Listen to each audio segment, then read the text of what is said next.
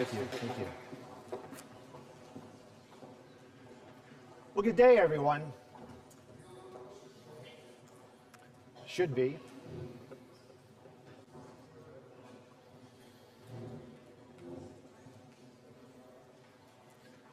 How was that? Nope.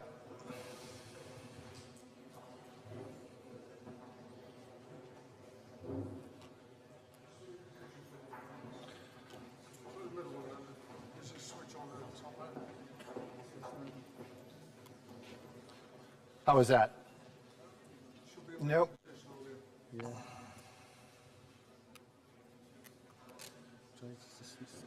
Testing 1, 2, 3. That's better, isn't it? Do you want the handheld mic? How was that? Technical difficulties.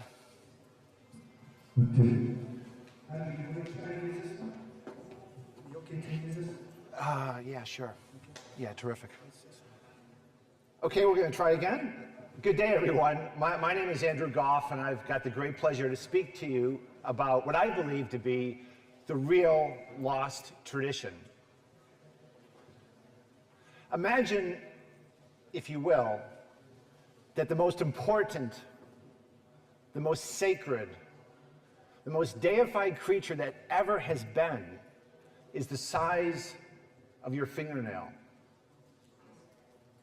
Imagine that. It's my hope over the next 60, 90 minutes or so to impress upon you my conviction that that is in fact the case, and that creature is the bee, specifically the honeybee. Within the species of honeybee, we're also going to talk quite a lot about the queen bee, because the queen bee is the foundation for the matriarchal society that was so important to the ancients, but also, I believe, to the mother goddess. I think the queen bee was the genesis of mother goddess worship.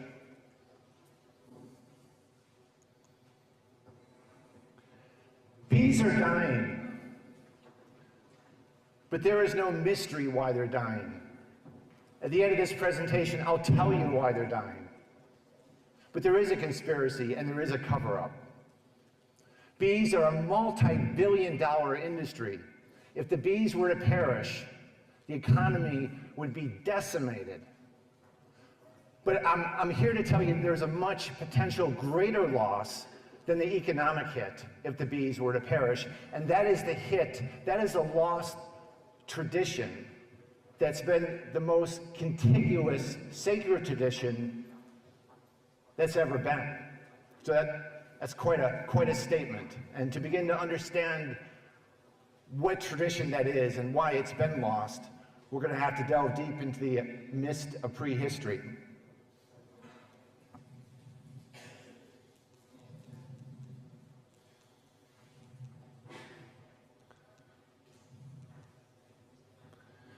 Bees over 100 million years have been found petrified in amber as if immortalized in their own honey.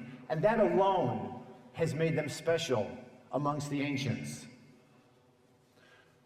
Amber, in the time of the Egyptians, was almost as valuable as gold. And in fact, the Greeks had a word for amber called electron. It meant the awakener. So the combination of that symbolism with the regenerative symbolism of the bee made the diminutive insect very, very special from a very, very early epoch.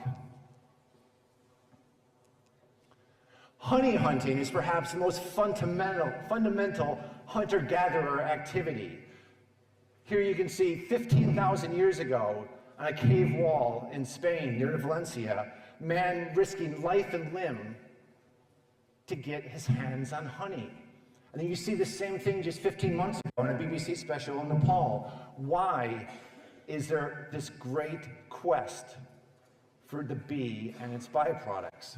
Well, the reason is all that the bee provides. Honey with its medicinal, nutritional, ritualistic, embalmment, mummification, all the purposes for honey. They just go on and on. It was the most important ingredient in the ancient world. We have acupuncture. The Chinese used the bee's stinger, 3000 BC, for acupuncture. In fact, recently the Chinese tried to replace the role of the bee with humans for pollinating, and they found that it took 26 humans to do the job of 2 bees.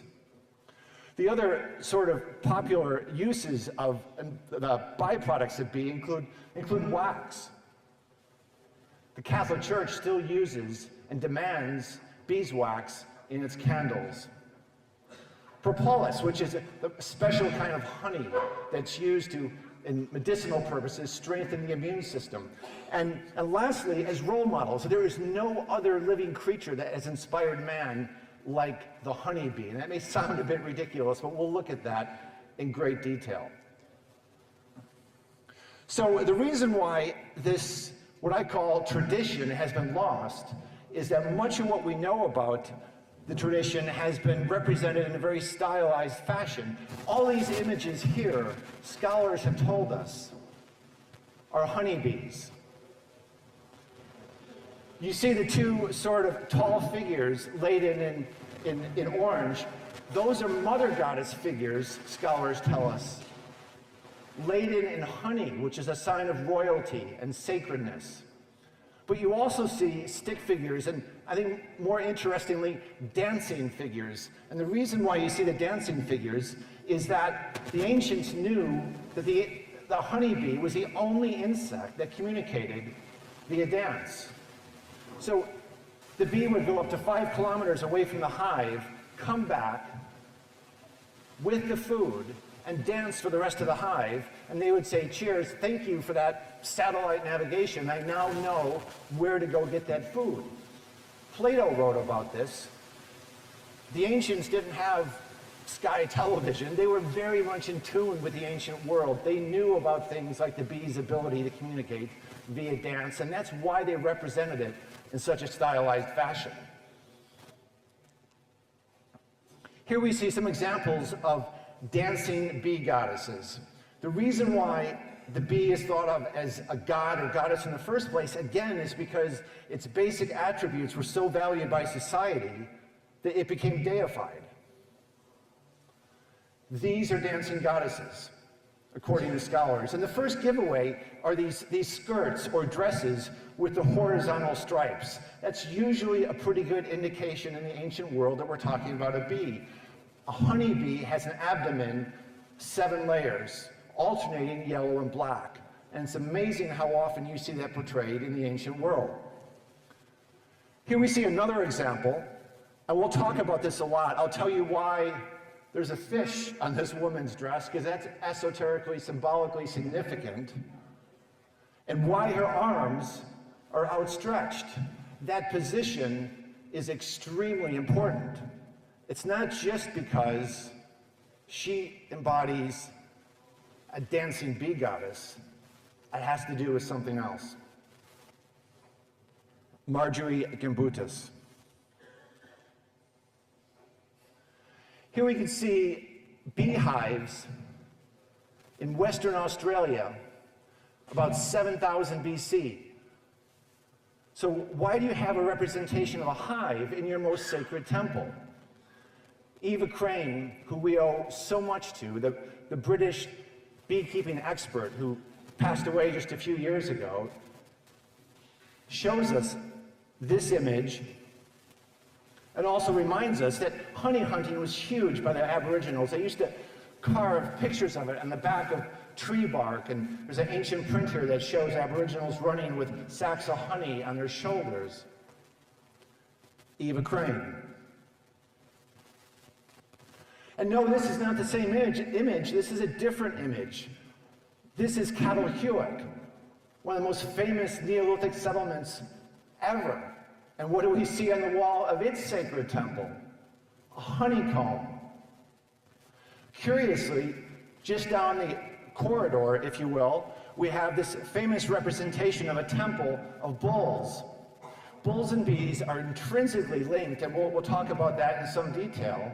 But again, it's the shape of the bull horns I want you to pay special attention to, because they are very esoterically significant. And it doesn't surprise me that we see bull symbolism in the same place we see bee symbolism.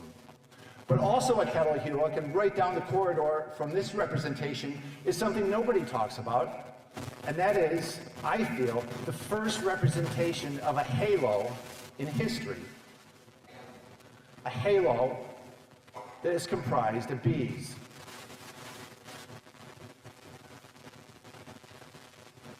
James Mellard, who excavated Kettle Hewick.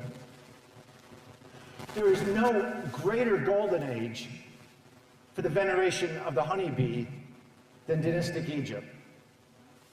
The Sumerians were the first. They were the first at so much to leverage all aspects of the bee and its byproducts. But we'll talk about the Sumerians when we look at the genesis of organized religion. So, once again, Eva Crane tells us that the honeybee migrated into Egypt from lands that we know also deified the bee, the Levant, the Zagros Mountains, where Egyptologist David Rohl says that's where the biblical Eden is. And we know from the Bible that there were bees in the biblical Eden, so it all kind of fits together. But what we see here is a classic drawing from the Eastern Egyptian desert. And you see a boat with a figure with their arms above their head and what appears to be a box, a chest, an altar. I'm here to tell you that is a beehive. That is a beehive. The ancient world revolved around the economy of honey, and particularly, as we'll see, drugs, opium, heroin, and morphine. The genesis of the bee kings, this fascinates me because nobody talks about this. We have the whole land around Cairo, the Delta. What's it called? Tabidi. What does that mean? Land of the bee. What's the pharaoh's title? Beekeeper. Always has been since 3000 BC, first dynasty, first king. There's always been offices in the king's administration. In the Old Kingdom, it was sealer of the honey and overseer of the beekeepers by the Middle Kingdom, and a bee has always appeared in the king's cartouche. And why not? He or she has always been the beekeeper. Here you can see the cartouche of Hatshepsut.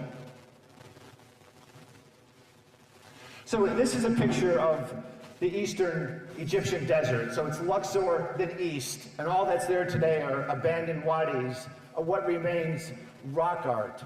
I had the very good fortune of traveling through the Eastern desert with Egyptologist Toby Wilkinson and David Rohl, and it's a fascinating place. This is the god of the Egyptian Eastern desert, the god Min. The pyramid texts tell us he's a master of the wild bees. Well, that's not surprising. He's depicted in feathers, wings, plumes, and an erect penis, the best sign of regenerative symbolism. This is the sort of image that you see on the rock reliefs in the Eastern Egyptian desert. These gods with these really tall plumes. Keep in mind, and they're always in boats, and they always have their arms raised up over their heads. This is where the ancestors, whoever they were would have traveled to have gotten in to the Nile Valley, the Nakata sort of foundation of the Egyptian dynastic community. What we find, and what Winkler and Weigel, two Egyptologists in the early part of last century, discovered, is that there's nothing but boats carved with these figures with their arms over their head, and these boxes and these altars. Well, these aren't boxes or altars or chests. These are beehives. Beehives are being dragged across the wadis into the Nile Valley. Joseph Garfunkel, the Biblical archaeologists tells us that in the Near East, there's always been a high percentage of figures of women who are portrayed dancing. But in Egypt, that figure is over 80%. This is a picture of a site that I discovered that's chronicled in the Eastern Desert Survey. And once again, it shows a dancing goddess with her arms over her head. The arms over her head is very significant. It's not just because she's a dancing goddess. There's another reason. It's kind of like the red mini syndrome. Once you see a red mini on the road, you see a dozen of them in the next hour. Once you realize that bee symbolism is everywhere in Egypt, you can't help but see it on all the pillars and all the walls, such as here in Luxor. Classic examples of Egyptian tombs, just ordinary scenes of beekeeping, reinforcing the fact that this is extremely important to their culture on all levels. Here's an 18th dynasty tomb. Here's a 5th dynasty tomb, and this is where the phrase blowing smoke comes from. But bee symbolism in Egypt is also quite mysterious, and this is just a good example here. Here we have a picture from Dendera, and here's a picture of a man or a woman, we can't tell, smoking some apparent tobacco or drug. I'll come back to this, but I submit to you that this is an opium drug that comes from Crete, and honey is used to sweeten it. And Dendera inscription talks about how Osiris emulated the bee and the other world, a domain that contained the tree of golden apples of immortality. When I heard that, it reminded me of this relief from the Palace of Knossos in Crete, which I visited just a couple months ago, and the legend of Hades, the underworld, heaven and hell, which also talks about a single tree or a grove of trees bearing immortality, giving golden apples. The bee was the first most important ideogram at Tanis. The Temple of Tanis is where they supposedly kept the Ark of the Covenant. We'll see, astonishingly enough, that the bee is actually tied and related to the Ark of the Covenant. The bee is also found on the Rosetta Stone. Again, just a little bit of color as to how the bee was perceived in ancient Egypt. Here's the opening of the mouth ritual where it says, the bee, giving him protection, they make him to exist. Going about as a bee, thou seest all the goings on about thy father. So you can see it has a very, very mystic association in Egyptian ritual. Beeswax, that's not a pharaoh in the upper right, that's Michael Jackson's wax effigy, but wax effigies go back thousands of years. And here's an example from the great beekeeping expert Hilda Ransom, where a man caught his wife cheating on him and made a crocodile effigy out of beeswax that came alive and attacked her lover. Alexander the Great is said to have been buried wrapped in honey. And Herodotus tells us that that was a really common technique in the ancient world. The most important god in the entire pantheon of gods is Ra. And what do we know about Ra? Ra cried bees for tears. How about his mother? Ra's mother, the goddess Neith, she lived in a place called Sais in the western Egyptian desert. And this is interesting because she lived in a place called the House of the Bee. Herodotus tells us that the gateway to the temple was an astonishing work, far surpassing all other buildings of the same kind in both extent and height, and built with stones of rare size and excellency. We know from Robert Graves that Plato identified the goddess Neith with Athena, who's a renowned bee goddess. The entrance to Neith's temple had a very peculiar riddle. It said, "I am all that has been, that is, that will be. No mortal has yet been able to lift the veil that covers me." Well, what might that allude to? Neith was known as the veiled goddess. Bees are often called hymenoptera, meaning hymen, or the sacred part of a holy temple, or the reproductive organ of a woman. Only later did the veiled goddess become associated with Isis.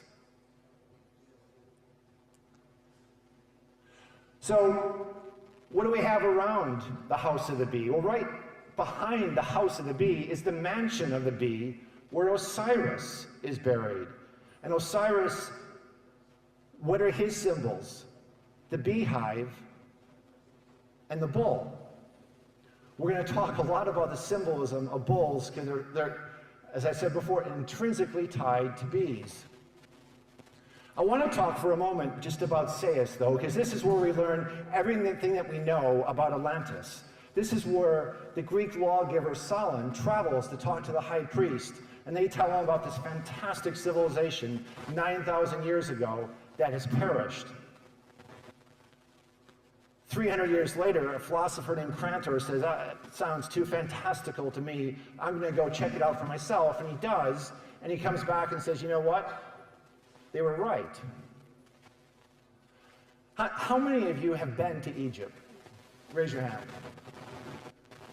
Fantastic. Have you ever seen a temple wall, the outside or the inside of the wall, that was anything other than the pharaoh smiting his enemy, dragging him by the hair to prison? High testosterone stuff. I've never seen a temple wall giving praise to another great race.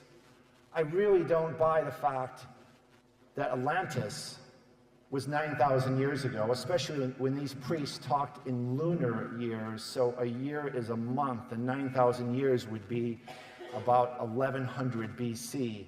And that's exactly the time when the greatest earthquake, natural disaster in the ancient world ever took place, and that would be Thera. So we're going to talk a bit about Atlantis as well. I just think the only thing that would make sense for those pillars to recount somebody that they felt an association with would be somebody who's relatively contemporaneous with them. The Minoans were. Sais was 400 years after the earthquake that destroyed Thera. So what do these two cultures have in common? Veneration of bees and venerations of bulls. And those are both things we're told occurred on Atlantis. So let's talk a bit about bulls. The Apis bull. Apis is Latin for bee. Bee spelled backwards is Sepa, and that is our first clue about the bull. The great shepherd in the sky.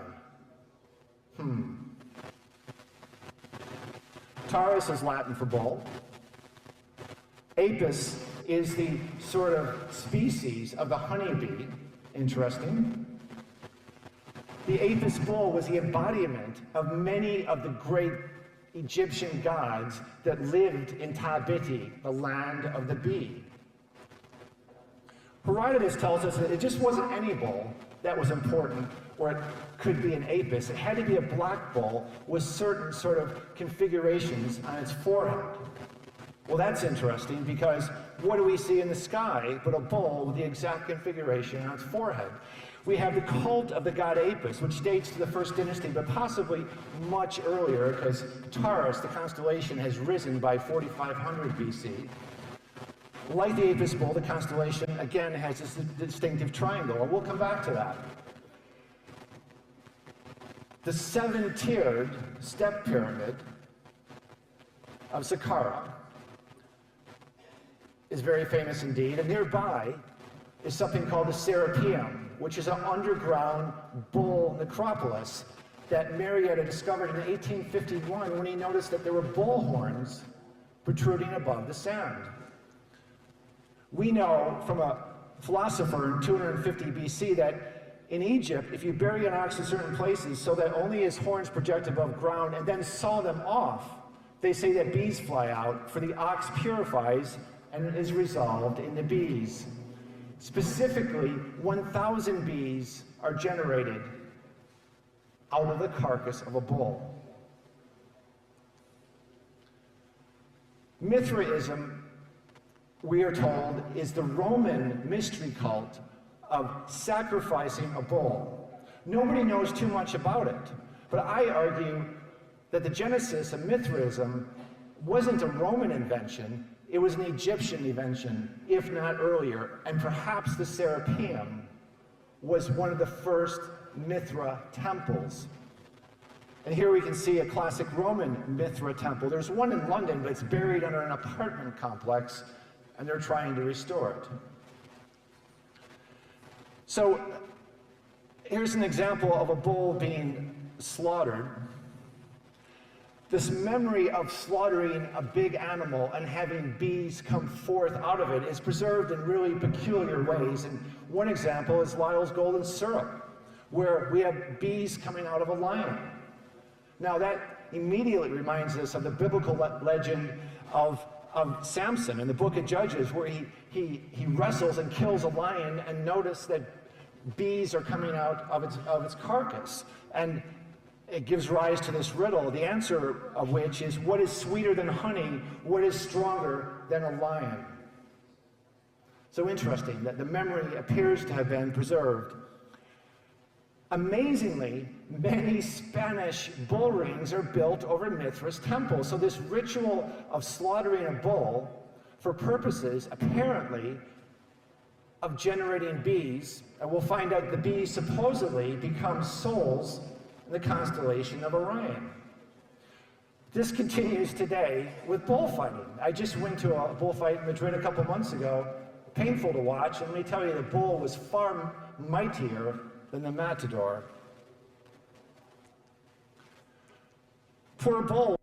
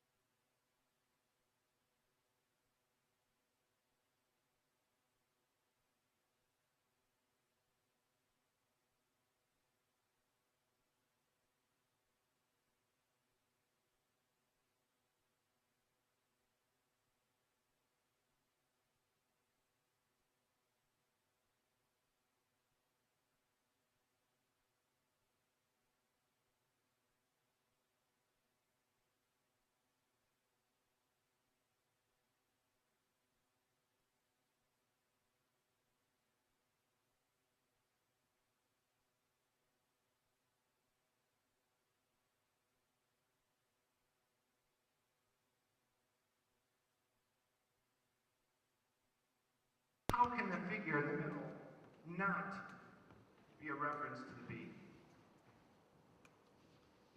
The Djed Pillar is all about stability and regeneration. You see it in Abydos, Dendera.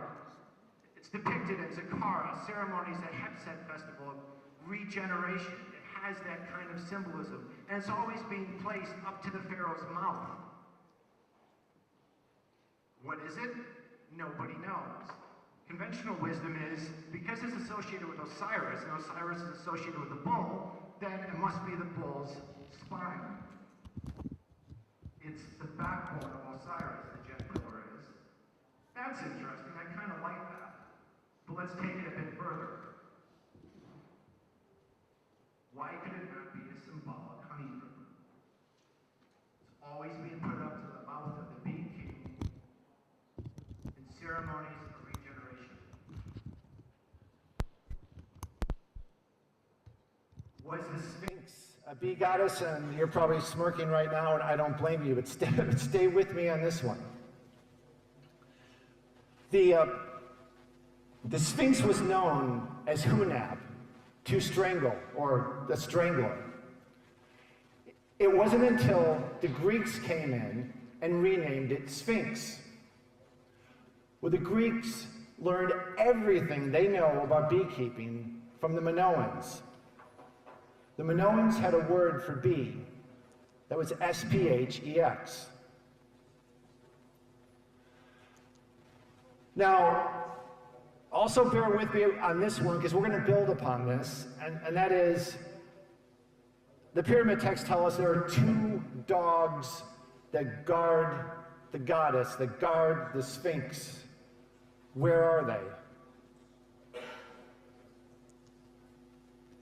Many believe the Sphinx portrays the dog Anubis, and curiously, the vital force of his skin is frequently represented by bees. He's the god of the necropolis, and he's related and predates, actually, Osiris. But here we have Hecate and Artemis protecting a bee goddess. So this notion of two dogs, or two griffins, or two lions protecting a bee goddess goes right the way through history. We'll look at more examples of it, and let's perhaps for now not draw any conclusions about whether the Sphinx was a bee goddess.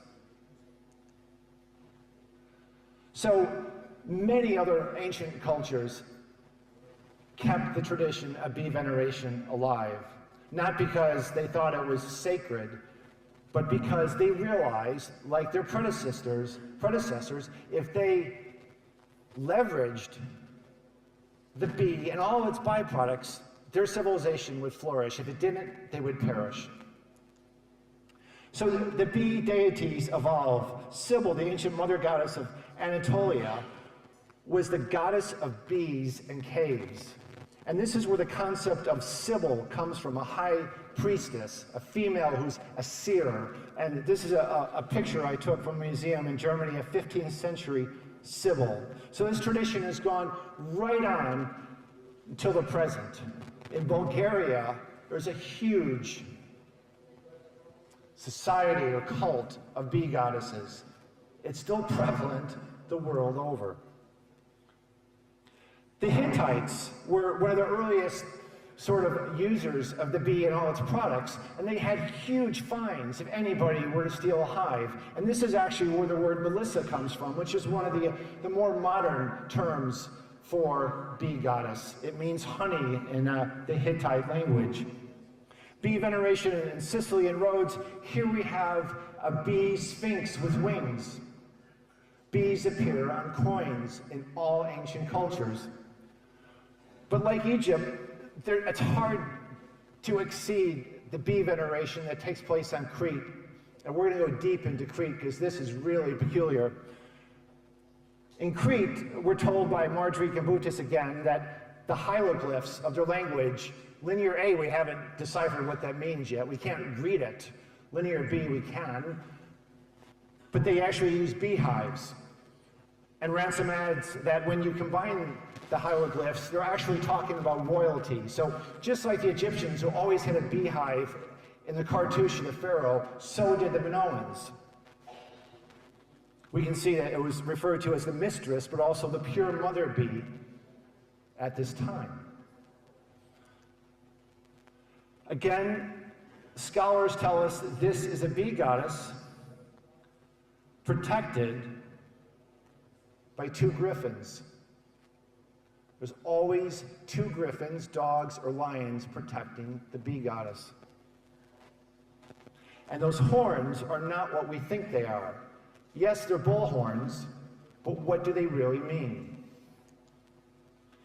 Crete is where the gods were born. This is where Rhea gave birth to Zeus in this cave. I visited a couple of months ago and took these pictures just to give you a feel for where Zeus was raised. This is a different cave, both of which were sacred to the Minoans, and this is the cave where Zeus was raised after he was born and fed honey by 50 nymphs. But the most famous place in all of Crete is Knossos, and this palace is just laden in bee symbolism. It's called the Palace of the Double Axe, and we'll talk about that because the double axe is not an axe. Arthur Evans excavated Knossos. Here you can see me with the horns of consecration, which appear to be bull horns. This is where Icarus had his great falls. He went too close to the sun with his beeswax wings. We have the great bull fresco. We have that fresco I talked about earlier, the dancing goddesses and the grove of trees above them, not pictured in this image. We have a coin with a labyrinth on it. I'm here to tell you there was no labyrinth. How many people have been to Hawara in Egypt? Hawara is where Herodotus went and said, unbelievable, this is greater than the pyramid. This is greater than the Great Pyramid of Giza. This labyrinth is amazing. Well, Hawara was an administrative center. Imagine walking from a village and poverty into luxury and the most incredible skyline of office buildings you've ever seen in your life. That was Hawara. That's what Knossos was. It was an amazing, amazing palace. There is no labyrinth. Labrys, where labyrinth comes from, means double axe, and the double axe is not an axe. I do believe in labyrinths, the one on the floor of Chartres Cathedral. I've walked every British turf maze, ancient turf mazes with that same design. There's something going on with that shape. There's something that adjusts the mind and makes it more receptive to certain sort of spiritual or call it what you want, sort of thinking. I believe in that, but I don't believe in a labyrinth with a bull in Knossos. You have these great, great big jars, and Knossos, like the other palaces in Crete, are either right on the ocean or on a river that leads to the ocean. So they were the world's greatest seafarers. Nobody could touch them, and they had loads of money. Where did it come from? Where did it come from?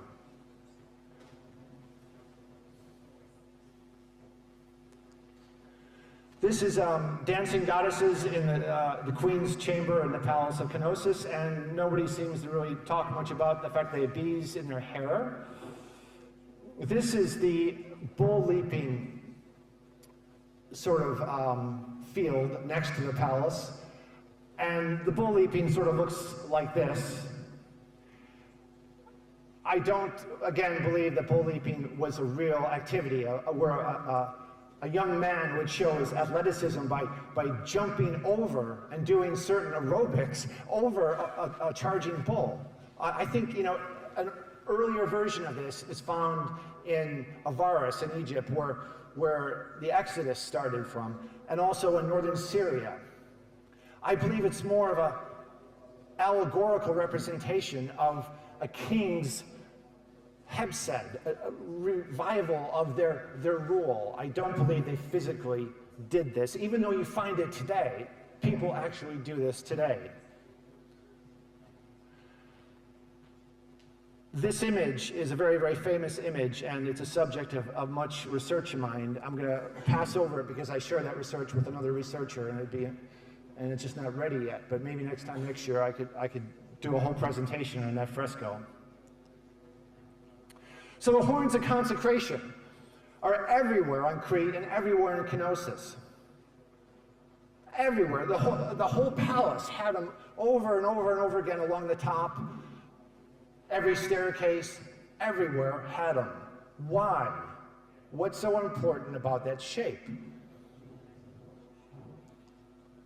It's a piece of research done in 1958, and it's just come out again in 2009, republished, that I think has just nailed it. The evil eye is one of the most ancient curses that ever has been.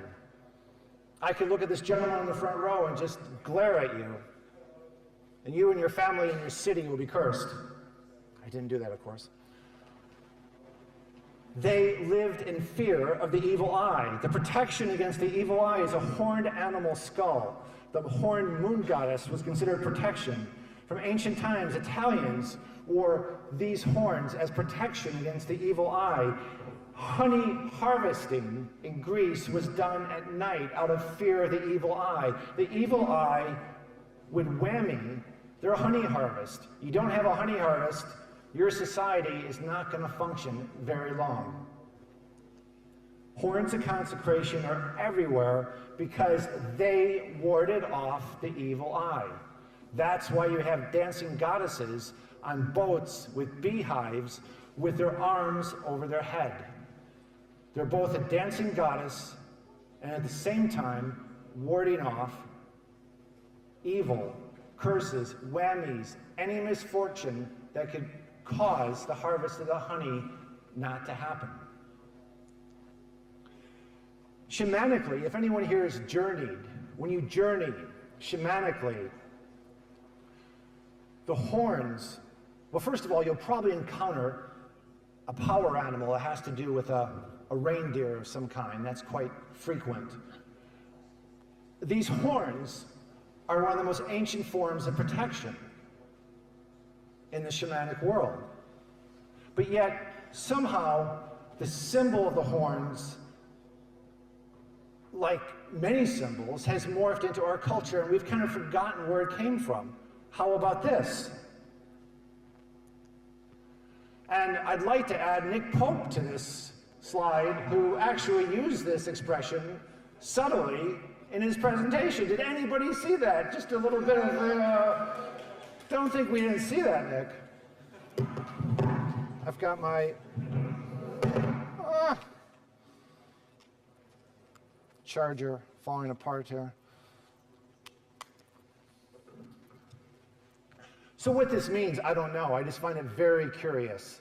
I'd like to ask them, because that expression doesn't roll off my hand very easily. Another one sort of does, but that one's a bit more difficult. What is that about? So the warding off of evil, I believe, is what this symbol is about. It's a warding off of evil, mostly to protect the harvest of the honey. And here we have two lions, griffins, dogs protecting the goddess. Puts the context of the Sphinx in slightly more plausible perspective. But here we have, as I mentioned, this dancing goddess with a fish on her dress. What is that about? There's a very ancient belief that to ward off the evil eye, you need wetness. You need to be wet. If you're dry, the evil eye is going to get you. So the fish and the other swimming sort of looking figures are a representation of, I'm protected. I'm the goddess. My bee harvest will be protected. But we have a pillar in the upper left. Why is a pillar being protected? A pillar is an Irminsul. An Irminsul, in Old Saxon, means rising pillar. Many scholars have thought these pillars, a lot of which are found in Germany, and that's where I went and investigated them, are the actual pillars of Hercules. And believe it or not, there's a lot of evidence that points to the fact that Atlantis was in the north. Germany, Finland. People argue that very, very effectively. If you read all the ancient texts, you can see why. Charlemagne thought they were extremely pagan and destroyed them. Here is me with one that's been preserved in a church, and what does it look like? Again, it's this sort of protection against the evil eye. Protection for what? The epic German poem from the 12th century says, on an Irminsul stands the enormous idol which they call their merchant. Merchant, that's interesting. But what does the oldest reference to an Irminsul say? Refers to it as a tree trunk erected in the open air. Thank you. What is that? That's a beehive. Here we have the place in Germany where the Irminsul was put inside of. So this round tower is where the Irminsul was kept. Here is Bill Oddie, and here is a beekeeper from 100 years ago, open air trunk, a tree trunk. This was used to either give the bee a home or to put the bee after you've caught them swarming or to stop them from swarming. These pillars that we find in the Iberian Peninsula, in Scotland, and in Ireland, scholars have told us they weren't fortresses, but yet they weren't used for storage. We don't know what they were used for. Ralph Ellis, the writer and researcher, actually was the first to uncover an old coin that showed what appeared to be a sacred tree in the tower. This isn't that coin, but this is just another one. Now, all of these towers, the ones I've been to, they're all by the coast. So if you're doing trade and there's something that you want that's being grown in this tower, wouldn't that be a perfect place for a beehive, for a bee harvest? And that's why the Irminsuls are there. They're anti-whammy. They're protection against the whammy for the bee harvest. That's what the round towers were for. So again, just to remind us how civilized and how advanced Crete was, I personally believe Crete and Thera were Atlantis. Atlantis had chariots, according to the ancient text. Chariots don't go back in the archaeological record much beyond 3000, no way beyond 3500 BC. So don't tell me 9000 BC you had chariots. Elephants were in Atlantis. Crete had pygmy elephants. I think Crete was Atlantis, and they were the premier venerators of bees. Crete is also the home of the poppy princess, and this is part of my research that reveals to me that the economy that made the world's greatest seafarers so wealthy is that they were the drug lords of the Aegean and the ancient world. Poppies grow all over Crete. And here you can see a poppy goddess. She has poppies on her head. Poppies are all about sleep and death. They also produce opium and heroin.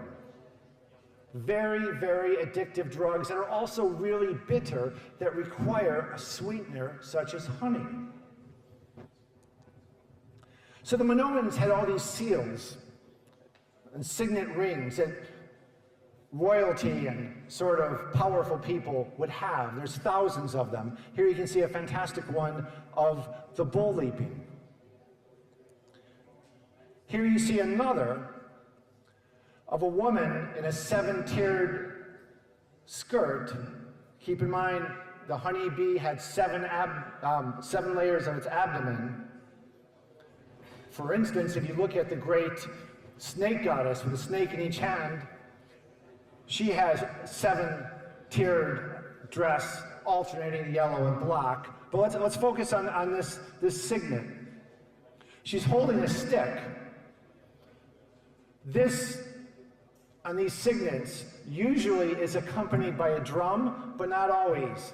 This is an ancient technique of stopping the bees from swarming by pounding the stick on the ground. Where are the bees? Those are beehives on the left. What's on the beehives? Protection against the evil eye.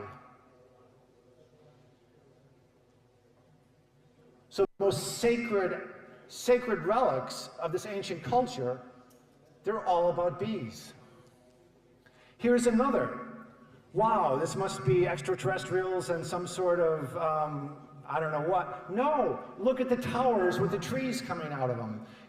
A beekeeper looks at this and says, well, that's a really common technique. There's bees who have swarmed in the trees, so we bend the trees over to harvest them, and then we put the hives on the ground. Those round things on the ground are hives. And look at the boat. In the boat is a woman with that skirt again. That's not an altar. Those are beehives. Beehives on the boat because they are the drug lords of the Aegean. This is a representation of their own boat. They did a porcelain sort of representation of what the larger boat looks like, and it proves to us that they're transporting honey. So I'm not going to tell you that the Ark of the Covenant is a beehive, but in Axum, Ethiopia, they believe they have the Ark of the Covenant, and they say that the bee once defended the throne of God. And what is the throne of God? It's the Ark of the Covenant. And here you have Ra, who cries bees as tears, and Mahat is placing her wings over the Ark of the Covenant. When we look back on those boats they were dragging through the desert that Winkler drew, we saw and realized, I think for the first time, that those wooden boxes are hives. So there's a beehive in the upper right. There's an Egyptian chest with Anubis on it. Again, that shape in the ears and protection by an animal like a dog. And here you see Egyptians carrying these sort of chests. Well, these chests evolved into canopic jars where you put the organs of the royalty and the pharaoh for eternity, and they were put into a chest. What better symbolic place to put the organs of a pharaoh who expects to come back in the next life than in a beehive, something that symbolizes a beehive and represents complete regeneration. Remember I said there is no labyrinth with a bull, and somebody killed the bull. No, it's a fairy tale. Labyrinth is the term for the double axe. It's where the word labyrinth comes from. But look at these images of the double axe. Here's a double axe about to suckle a flower. Here's a double axe on top of a tower. Here's a pretty looking vase with a bunch of nice looking butterflies. No, they're double axes. Here's a double axe in the horns of a bull. Those same researchers in 1958 who suggested that the evil eye is what the horns of consecration are all about also believe, and I think they're right, that they're talking about bees. And if you think this is an exaggeration, look at this. In the time of Napoleon, everybody knew the fleur-de-lis was not a lily, it was a bee. Is that such a great stretch of the imagination? So Kenosis, Palace of the Double Axe, is actually Palace of the Bee. And why not? The whole culture is about bees. So one of the greatest relics from the whole Bronze Age is the Malia bee pendant, and nobody has any clue what it represents. Here it is here. We'll look at a big picture of it in a moment.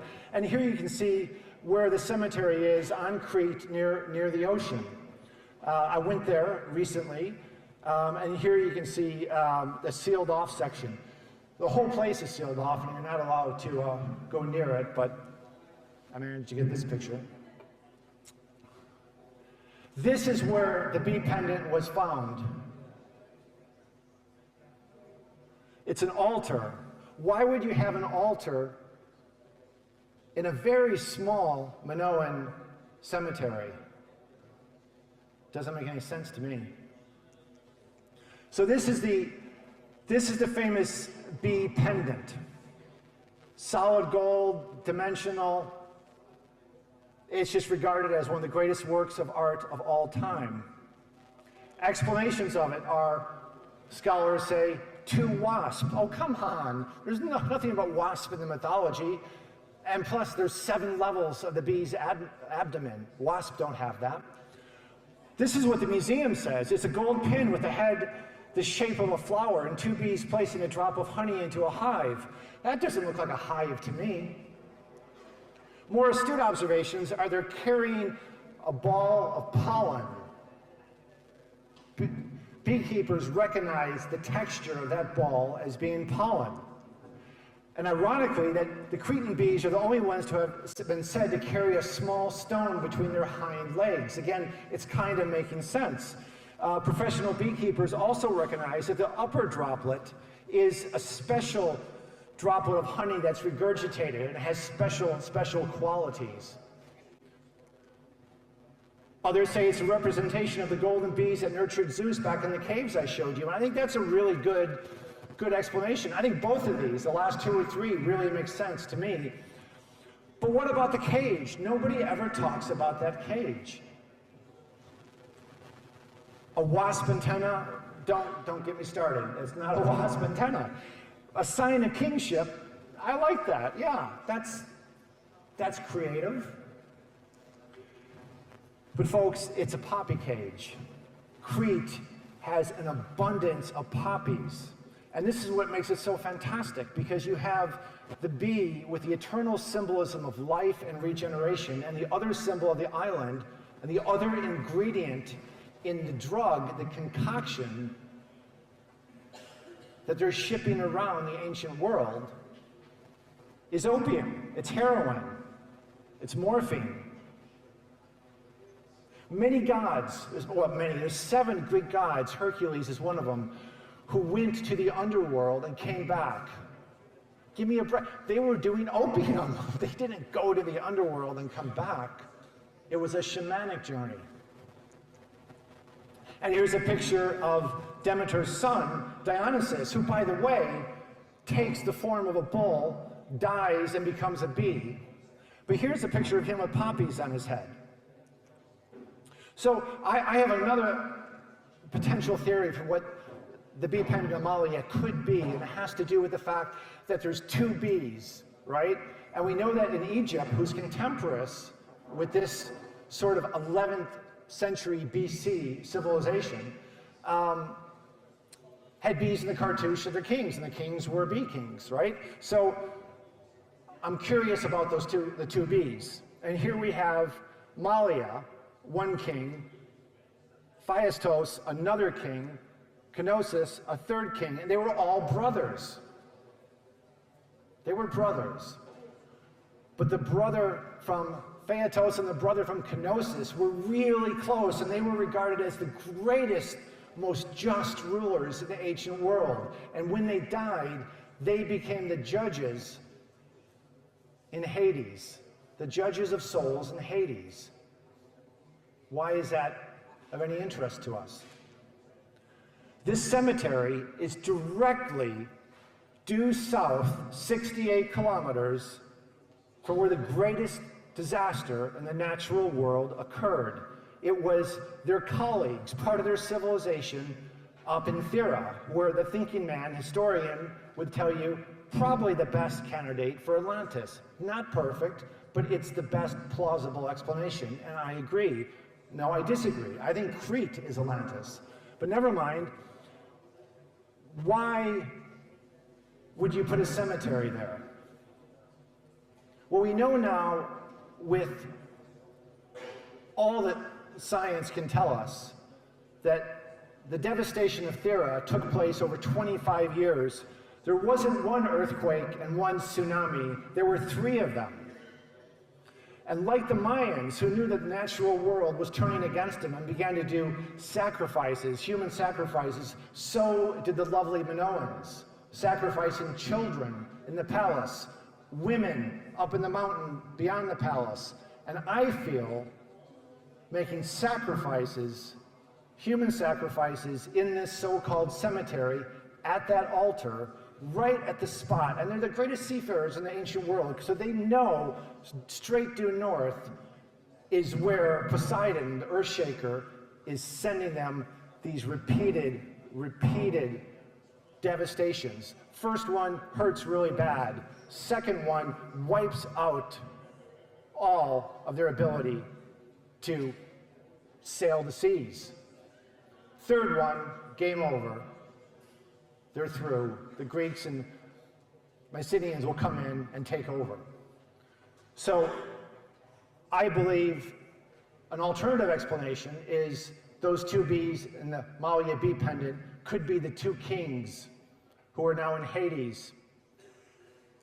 And this is interesting because you have these vessels for drinking, libations, the ritual pouring of a liquid as an offering to a god or a spirit in memory of those who have died.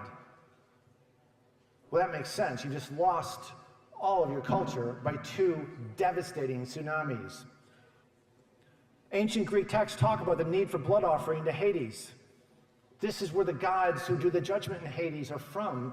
I think this could have been where they poured vessels of human blood as penitence, and then why they had all the anti-whammy, evil eye protection on this island, because the island was being devastated. So the bee deities evolve, and Zeus was a bee man, and there's a word for men who were bee men, and it goes on and on and on. You can see these statues here. Again, a bee goddess, bees all over her body, protected by two dogs again. Interesting. Always two dogs, or two griffins, or two lions protecting the bee goddess. And Eusiphus, where the statue is from, its ancient Bronze Age name is bee.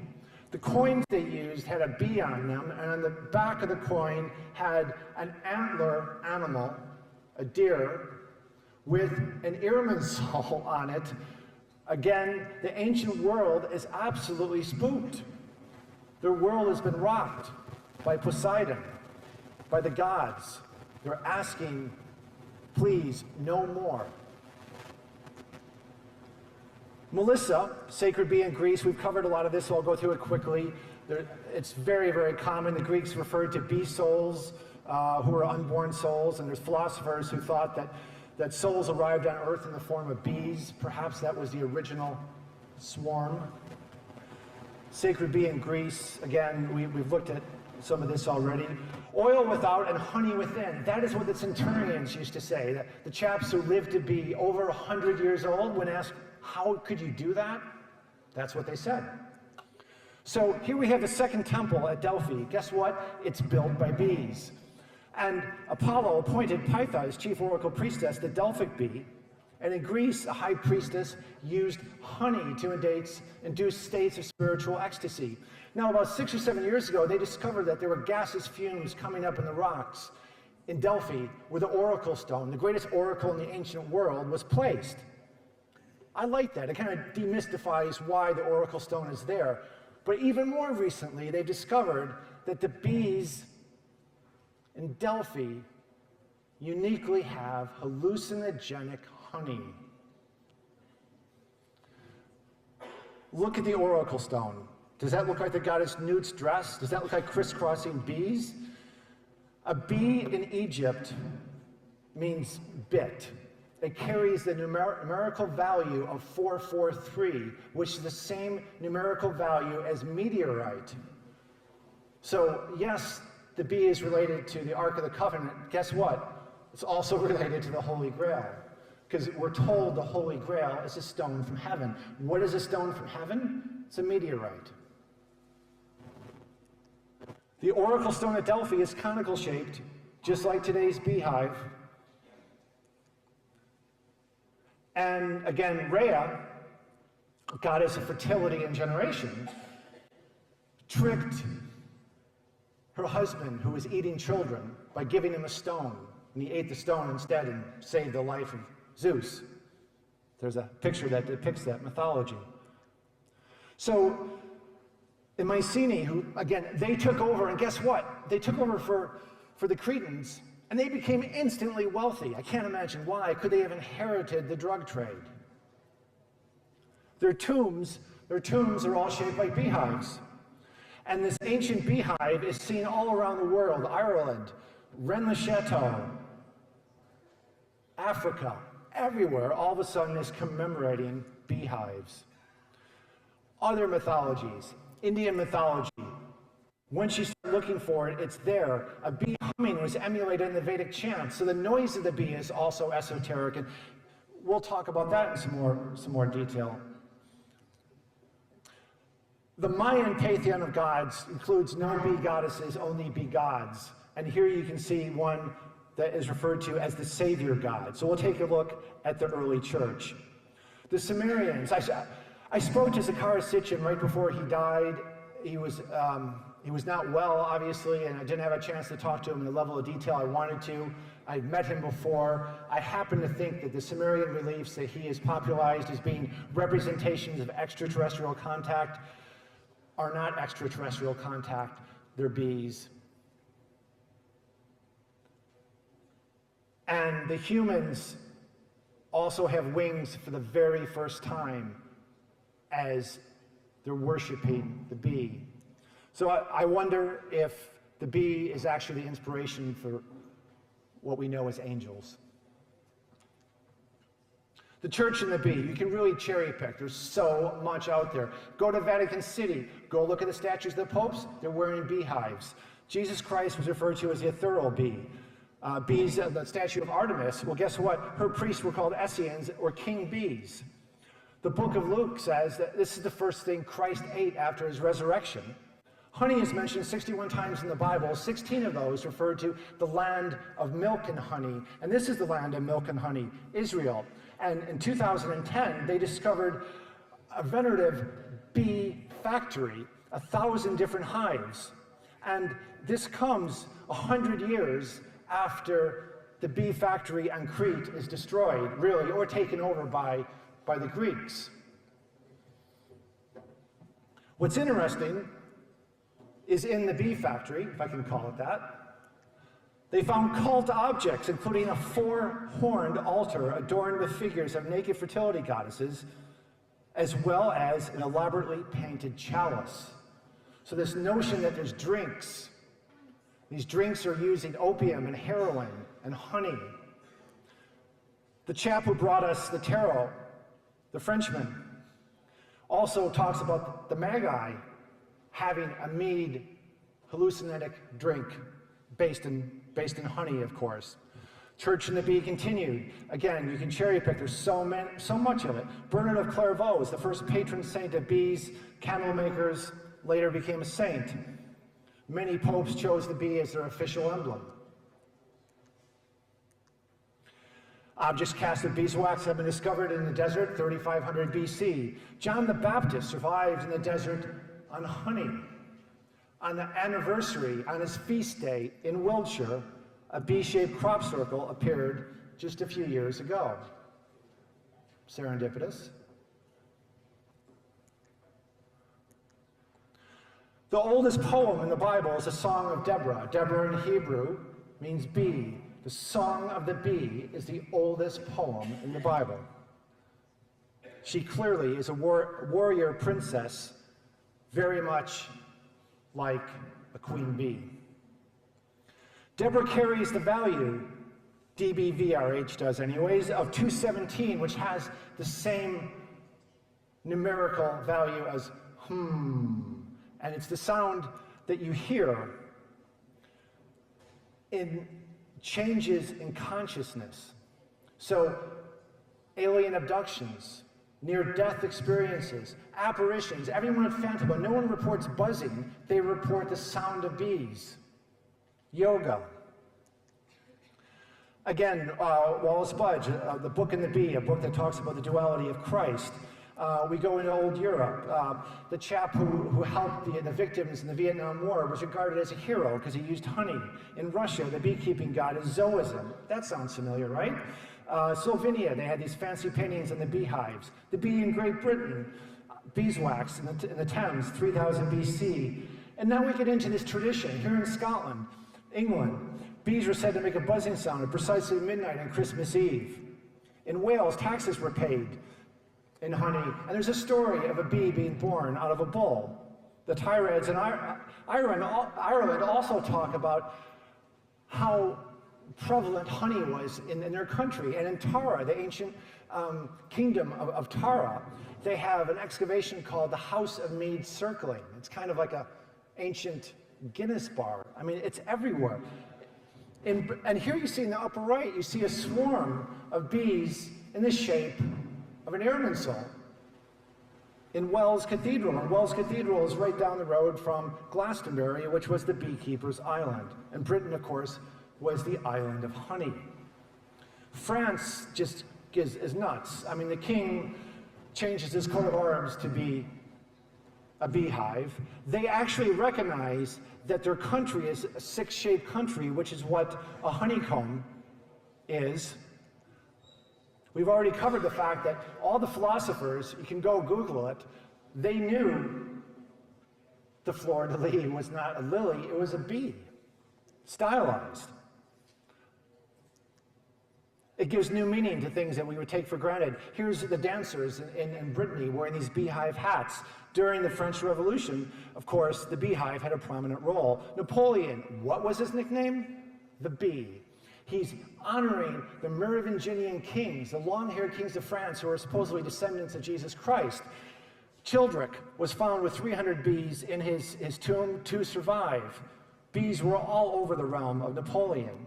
And in France, the last Grand Master of the Priory of Sion has 11 bees on his family crest with 2 bears sort of protecting it or about to devour them. The organization that studies Dagobert, which is one of the great Merovingian kings tied to the Rennes-le-Chateau mystery, has a bee in a honeycomb as a symbol, and there's loads of crest, family crest in France. So coming into modern day, the greatest ever secret society, the Illuminati, was launched on the 1st of May, 1776. That, in fact, is Beltane, the day of Taurus, the bull, Labor Day, worker bees. The one thing that Adam Weishaupt really wrestled with is he didn't want to name it Illuminati. He wanted to name it something else, but somebody had already taken the name. He wanted to name the Illuminati bees. Freemasonry. Anyone who's a Mason is going to recognize this concept of orderly, regular society, and that all comes from observing life in the hive. That's George Washington, President George Washington's Masonic apron with the beehive in the upper center. Here you can see how beehives and the bee and the bee society becomes the foundation for politics. Communism is based upon it. And you can see here this cartoon, this British cartoon of how politics sort of emulates life in a hive. The state building's called the Beehive in New Zealand. Madeleine Albright, one of her most famous visits, wears a bee as a brooch. Bee politics, bees as drones. I mean, all of a sudden, in the past 100 years, the bee is no longer deified, it becomes demonized. And here, it's inspiration for sort of these mindless human drones in the big cities just going about their business. Of course, Crowley wore a beehive hat, and now we have interesting folk tales that have survived, telling of the bees. When someone dies in your household, you're supposed to go tell the bees immediately, or they might swarm, they might leave. If you have a wedding, you're supposed to put a piece of cake out in the back garden for the bees. You have birds and the bees. I mean, it's supposed to represent the sexual union of a man and a woman, but where does it come from? The only reference, the earliest reference to the birds and the bees is Cole Porter. Birds do it, bees do it, even educated fleas do it. Let's do it, let's fall in love. That's the first ever use of that phrase, but we know that bees are esoteric. Birds, they're supposed to have a language of the birds, so maybe birds and bees is just a representation of two very esoteric things, the union of which is very special, just like the union of man and woman sexually. We have spelling bees, the orderly, regular competition for excellence. We have today traditions, you see this on the news every summer, where people compete, and it's a real honor to have the bees come and swarm on your person. Winnie the Pooh, this is very much an English story. Winnie was the bear who was taken back from Winnipeg to the London Zoo and adopted by a young boy whose father wrote the book, of course. And it just shows how the bear, of course, is the greatest natural enemy of honey, but it just reinforces how the notion of honey being sought after has kept right through the ages. And many of our beverages still use honey, so nothing's changed there. The late, great Amy Winehouse and many of the girl groups before her have kept the tradition alive. But again, we have these horrible bee movies. I was in a business meeting this past summer, and I was with a chap who had come over from the States, and we were waiting outside of the office of this executive, and just killing time, and there's a bee on the floor, and he just reaches out and stomps on it. I'm like, why did you do that? Why did you kill the bee? And he's like, I was afraid it would swarm and bite me. Thank you. You know, that's what these movies have done. And if it wasn't for Jerry Seinfeld, there wouldn't be any levity at all. It's a classic bee movie with lines like, bees are only in it for the honey. My country is totally founded on the principle of the bee. Thomas Jefferson is writing massive treatises on the honeybee. Here we have the whole western region is called Deseret. What does Deseret mean? Honeybee. The Mormons who founded that region have bees and hives in all their symbolism today. A beehive was in the first flag. The coming to America of the Jardites is fascinating. Remember those boats going to the eastern desert carrying beehives? And no one's ever said they're carrying beehives before today. That is the ancient migration that's documented. The Jardites, the Mormons, came from the ancient world, across ancient lands at the time of the Tower of Babel. They brought the bees to America. They had the word for bees called Deseret. Now, going back to Budge, he had a word for the red crown of Egypt that was called DSRT, and he actually describes it as dessert. Is it the same? Are we talking about the honeybee once again? So, just about my last slide, does the America's capital hold the secrets to the real lost tradition? Washington's monument, this fantastic obelisk, the greatest monument in all the United States. And what does it say on the base of the monument? It says, to our Lord, the honeybee. How have we forgotten this?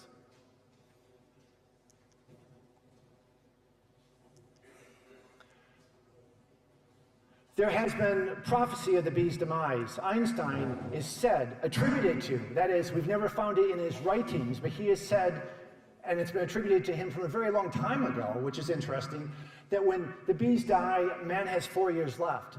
The bees started to die in 2008, so that puts the end of the world at 2012, according to Einstein. Somebody who I respect greatly, Rudolf Steiner, absolute master esoteric genius. He lectured extensively across Europe on bees. He understood them intimately. And about 80 or 90 years ago, he said 80 or 90 years from then, the bees would start to die because of the way that they changed the feeding of the queen bee. Now that scares me because he's pretty much spot on. But let me tell you, there's no mystery of why the bees are dying. The bees are dying because there's one company in the world, Bayer, Bayer, big pharmaceutical, they produce the pesticides.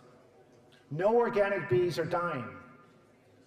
Who writes the report to Obama and the EPA saying whether or not pesticides are safe for bees? One guess. Bayer. No mystery. The only question is, do they want the bees to die? Do they have sugar substitutes ready? Armies of people to pollinate? I don't know. The conspiracy is, every 6 weeks they wheel out a story about cell phones causing bees to die, and we know that's absolute rubbish. So, I'd like to think the bees will continue on. They must, because for me, they represent the single greatest tradition in history. Thank you very much. You've been a great audience.